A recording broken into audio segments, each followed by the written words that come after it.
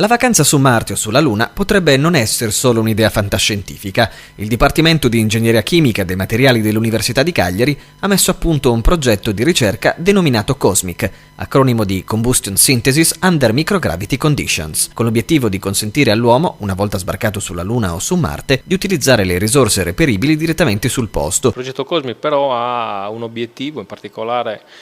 quello di sviluppare delle nuove tecnologie per l'esplorazione umana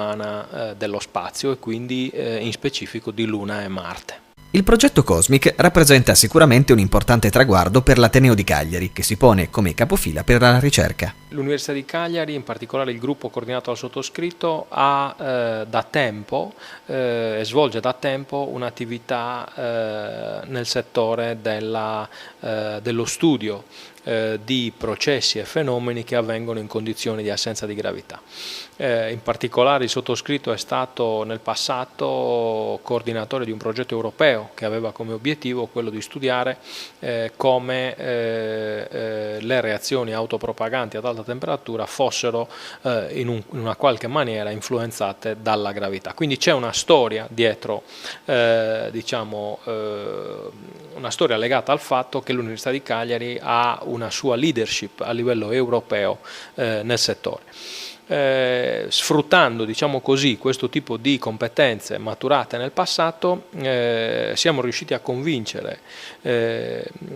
l'Agenzia Spaziale Italiana che fosse giunto il momento di approcciare l'argomento legato alle missioni umane nello spazio, quindi all'esplorazione umana nello spazio, attraverso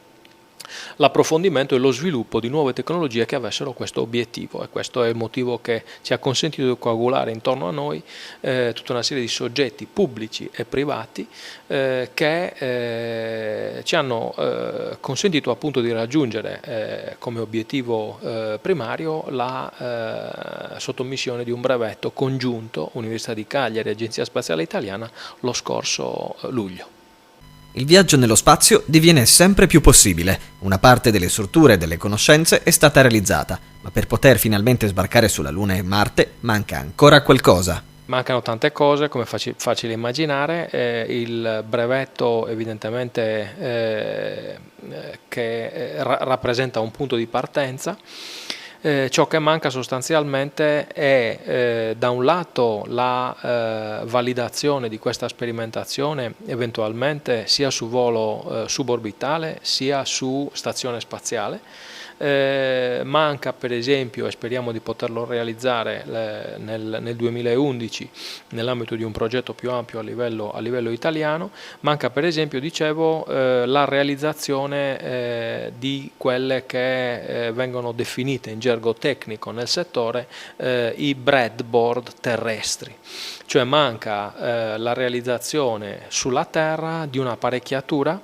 che dia dimostrazione nella sua complessità del processo che è stato ideato. Questa è una fase che meriterebbe ancora degli approfondimenti. Per testare l'efficacia del prototipo realizzato, i ricercatori dell'Ateneo di Cagliari hanno partecipato a 3 missioni di volo parabolico, svoltesi presso l'aeroporto di Bordeaux, durante le quali il prototipo è stato testato in assenza di gravità per circa 20 secondi durante ciascuna delle 30 parabole eseguite.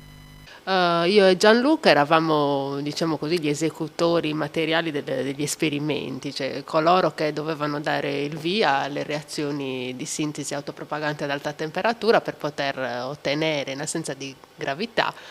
il nostro prodotto di interesse.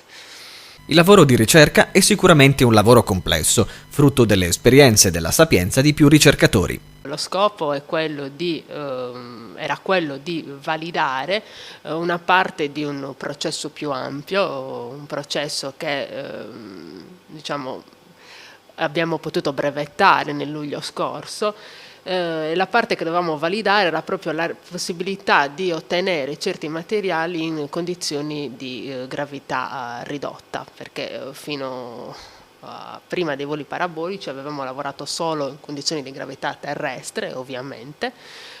quindi ci interessava poter essere certi che il processo da noi sviluppato potesse funzionare anche in condizioni di gravità lunari e marziani, nell'ambito proprio di un progetto più ampio che è il progetto COSMIC, il cui obiettivo è quello di poter realizzare strutture che possono essere abitative, ma anche strutture di supporto per la ricerca, per missioni a lungo termine su Luna e su Marte, a partire da materiali direttamente reperibili in situ. Il mio contributo, come diceva anche Roberta, è stato quello di eseguire materialmente gli esperimenti durante il volo parabolico e quello di condurre le sperimentazioni a terra per l'individuazione dei sistemi che poi sono stati validati durante il volo. Gli esperimenti condotti hanno consentito di dimostrare che il processo per la produzione di elementi strutturali depositato sotto forma di brevetto la scorsa estate non è influenzato dalla gravità ridotta e pertanto potrà essere sviluppato in vista di future emissioni per l'esplorazione umana dello spazio.